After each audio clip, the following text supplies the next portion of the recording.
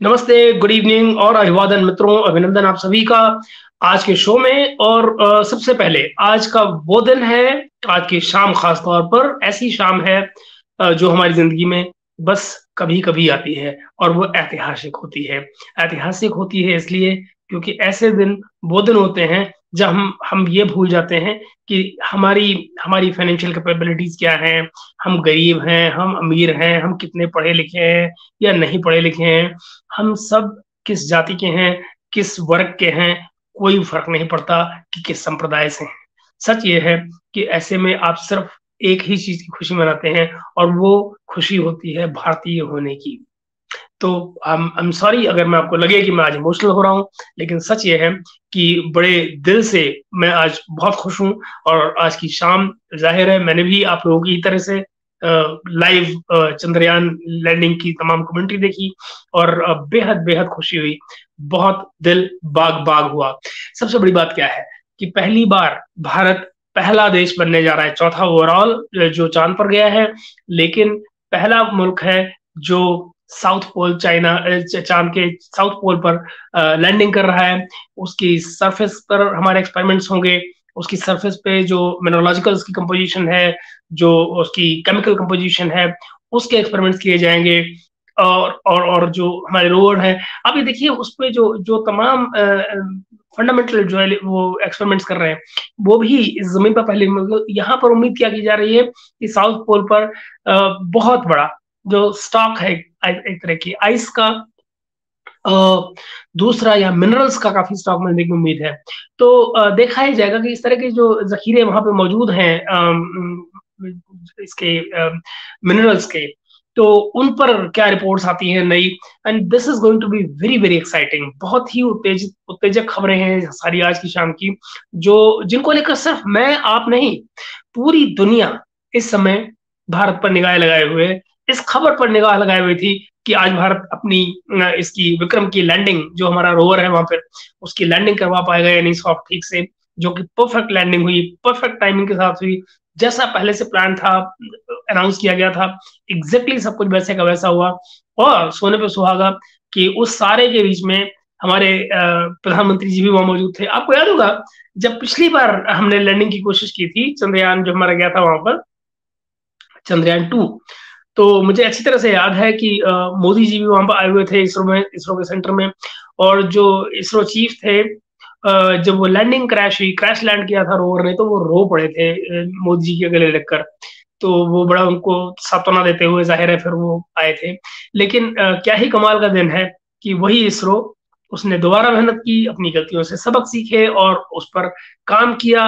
और आज देखिए कि आज दुनिया पूरी तरह से उन देशों के मुकाबले, जरा सोचिए ना कि रशिया, जो कि स्पेस एक वक्त पर रशिया और अमेरिका मिलकर स्पेस वॉर की बात किया करते हैं। आपको रीगन का जमाना याद होगा, कोल्ड वॉर का, जब रोनाल्ड रीगन प्रेसिडेंट थे अमेरिका के, कि वहां पर स्टार वॉर्स की बातें किया करते थे लोग, कि वो स्पेस के जरिए जंग हुआ करेगी। आज उनकी जो एफर्ट थी हमारे साथ में, उन्होंने छोड़ा अपना सैटेलाइट यहाँ से मून के लिए, कुछ भी नहीं है, क्रैश हुआ वो। तो मित्र, अब भारत ने विज्ञान को लेकर, तकनीक को लेकर जो तरक्की कर ली है, उस पर एक भारतीय के तौर पर हम सिर्फ गर्व ही कर सकते हैं। और वाकई में गर्व होता है ये देखकर, पढ़कर, जानकर कि आज दुनिया में जहां भी कहीं भारतीय काम कर रहे थे, आज वो भारत की तरफ लौट रहे हैं। उन्होंने अपनी ट्रेनिंग पूरी की है, पढ़ाइयाँ पूरी की हैं, नौकरियां की हैं बाहर, लेकिन अब उनको अपनी जो तमाम सीखा हुआ उनका अनुभव है वो लेकर अब वो भारत आना चाह रहे हैं, क्योंकि भारत में आने वाले सालों में अवसरों की बाढ़ लगने वाली है। यहाँ पर आपको देखेंगे कि इकोनॉमी भी ग्रो कर रही है। दुनिया में बहुत कम इकोनॉमीज जो है जो ग्रो कर रही हैं, भारत उनमें से एक है। बड़ा बाजार है, सभी लोग आंखें लगाए बैठे हैं। इनफैक्ट अगर आप आईएमएफ की रिपोर्ट्स को देखें, आईएमएफ की डायरेक्टर जो है क्रिस्टलिना जॉर्जीवा, तो वो उन्होंने कई बार ये कहा है कि India is like a shining star economically दुनिया में इस वक्त। तो जाहिर है वो जो हमारे फॉरेन एक्सचेंज है उनमें से कुछ हमारी जेब में नहीं जा रहे हैं, लेकिन ये सोचकर गर्व होता है, खुशी होती है कि ये हमारा देश है जो तरक्की कर रहा है। और कौन जानता है, हम में से हम सबके छोटे छोटे जो कंट्रीब्यूशन होते हैं नेशनल इकोनॉमी को, वो सब उसका पार्ट होते हैं। आप जो हम और आप जो छोटा छोटा टैक्स दे रहे होते हैं, वो कहीं ना कहीं देश की तरक्की में कंट्रीब्यूट कर रहा होता है, उसके देश के इंफ्रास्ट्रक्चर में कंट्रीब्यूट कर रहा होता है। तो खैर, हम बात को आगे बढ़ाते हैं। ये हुआ वो बात जो मुझे सबसे पहले आपसे शेयर करनी थी। और तो ये हुआ।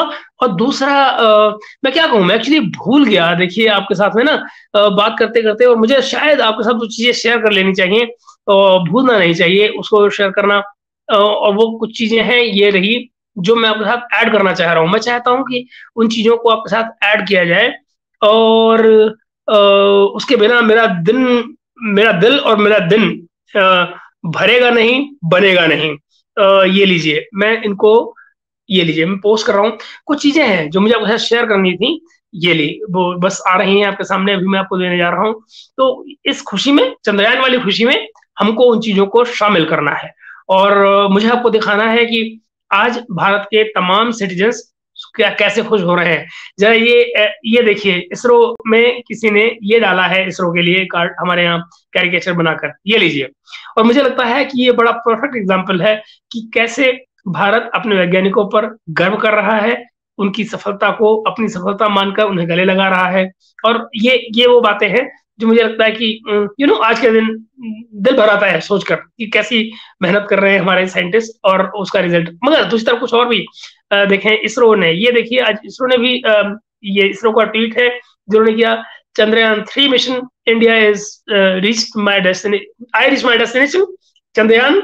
और फिर वो Chandrayaan 3 is successfully soft landed on the moon, congratulations India. तो ये इसरो का ट्वीट था।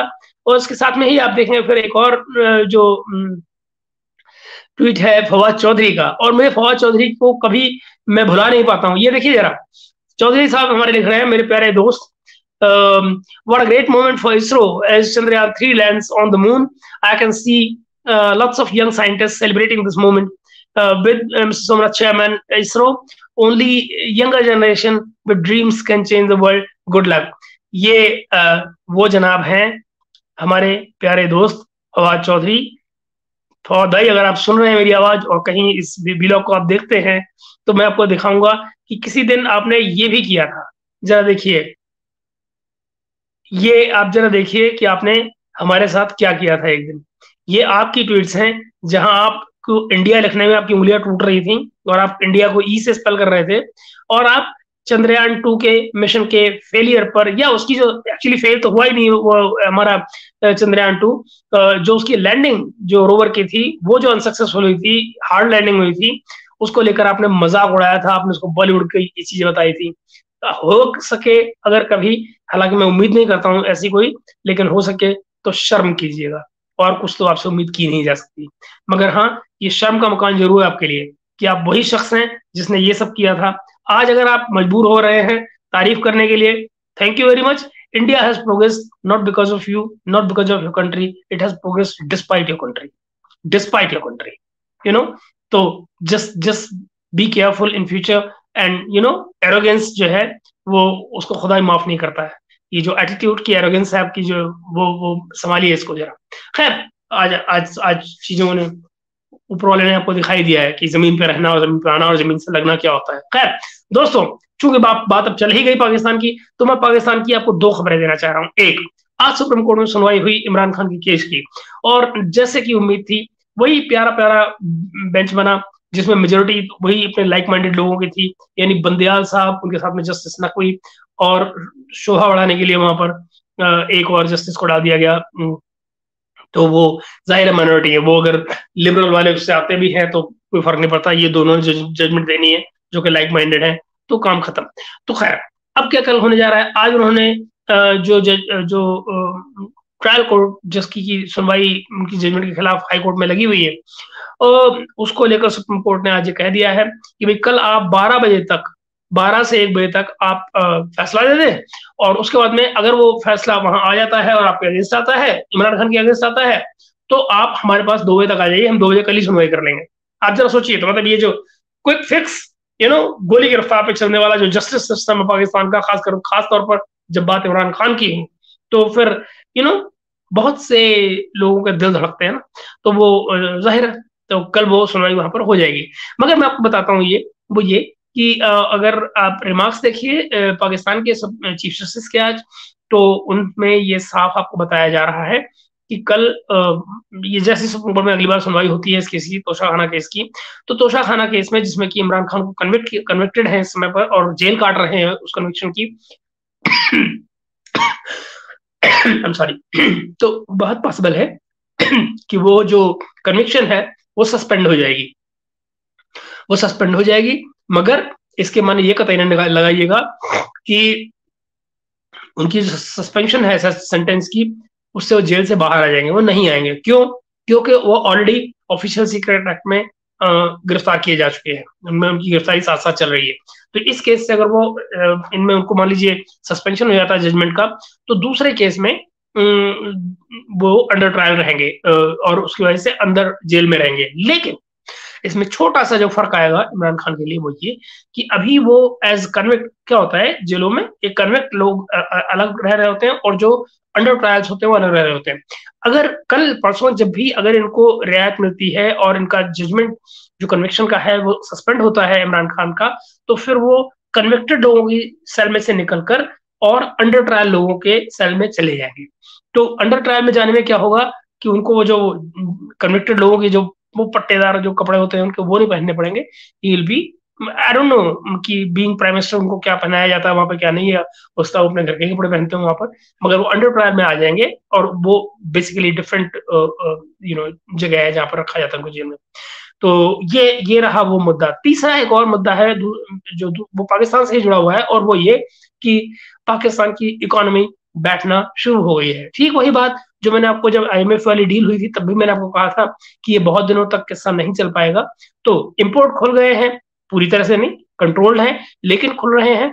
और आईएमएफ ने ये जोर दे रखा है कि जो इंटरबैंक और ओपन मार्केट का जो डॉलर का रेट है उसमें 4 रुपए से ज्यादा का गैप नहीं क्रिएट किया जाता है। लेकिन गैप कितना है? आज इंटरबैंक का रेट चला गया 299.75 यानी 299 रुपए 75 पैसे, यानी 25 पैसे कम 300 रुपए का डॉलर हो गया है इंटरबैंक में।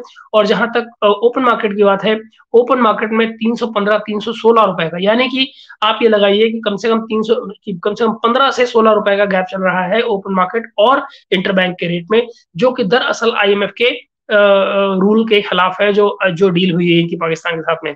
एक बात। दूसरी बात मैं आपको ये बताऊं कि जो अभी इंटरेस्ट रेट है पाकिस्तान में वो है करीब 22-22.5% के 22.5 के करीब है। तो मैं आपको ये बड़े आराम से बताता हूँ, नोइंग, हम आप जानते हैं इस बात को कि चूंकि इन्फ्लेशन 30 प्लस जा रहा है इस समय पर, तो वो दिन दूर नहीं है जहां पर पाकिस्तान का जो इंटरेस्ट रेट है वो भी आगे आएगा और वो इन्फ्लेशन से कहीं ना कहीं मैच करेगा आकर। अगर उतना नहीं भी मैच करेगा तो लेट्स से 2% 3% तो बढ़ाया ही जाएगा। तो और ऑयल प्राइसेस ऑलरेडी ऊपर जा रहे हैं और जब ये ऑयल प्राइसेस हिट हो रहे हैं, इनका नतीजा क्या निकलेगा?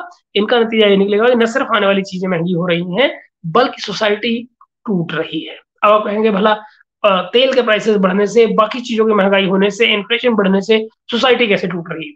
मैं आपको बताता हूँ। पिछले दिनों में अगर आप गौर कीजिए, पाकिस्तान का की जो राजधानी है इस्लामाबाद, इस्लामाबाद में आप कभी नहीं सुनते थे पहले, Islamabad was considered to be a safe city for anybody touring, but अब वहां पर रहने वाले जो मेजर बड़े बड़े जो पत्रकार हैं, फॉर एग्जांपल उमर चीमा साहब, मेरे प्यारे दोस्त और छोटे भाई एजाज सैयद, और कौन इमरान शफकत, इस तरह से कई पत्रकार ऐसे हैं ये, और मैं इनको इसलिए गिना रहा हूँ क्योंकि इन लोगों से कहीं ना कहीं इनके बारे में खबर आती रहती है या इनमें से कुछ इंटरेक्शन हो जाता है या कुछ ये लोग बोल जाते हैं। ये ऑलरेडी वहां पर इनकी मगिंग हो रही है, इन द सेंस कि इनके पैसे छीने जा रहे हैं, लोग इनको रोक कर, मतलब अगर इतने बड़े और इतने जानकार लोगों को या जानने वाले लोगों को या प्रसिद्ध लोगों को रोक कर इनकी चीजें छीनी जा रही हैं, तो आप जरा सोचिए कि आम आदमी जो जिसकी शक्ल लोग उतना नहीं जानते हैं लेकिन वो पैसे वाला है, रईस है या कमाई कर रहा है, जो भी है, मतलब ये कि इस समय पर लूटपाट इस्लामाबाद में आम हो रही है। लोग सड़कों पर इस चीज को लेकर वो उनको और कोई काम नहीं आ पा रहा है, जाहिर है नौकरियां छूट रही हैं, आपकी जो ग्रोथ है वो इकोनॉमी में हो नहीं रही है, और जब आपका इन्फ्लेशन बढ़ता है, इंटरेस्ट रेट 22% पे ऑलरेडी खड़ा है जो कि ऑलरेडी ज्यादा है।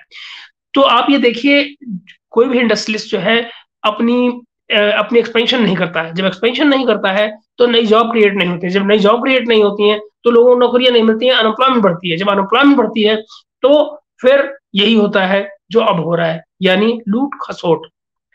जानते हैं दोस्तों, अगर आप मनोविज्ञान के नजरिए से देखिए तो किसी भी व्यक्ति के लिए ये बहुत फ्रस्ट्रेटिंग होता है कि आप एक बाजार से गुजरिए, आप शो विंडो में चीजें देख सकते हैं कि रखी हुई हैं, लेकिन आप उनमें से किसी को भी खरीद ना सकते हैं।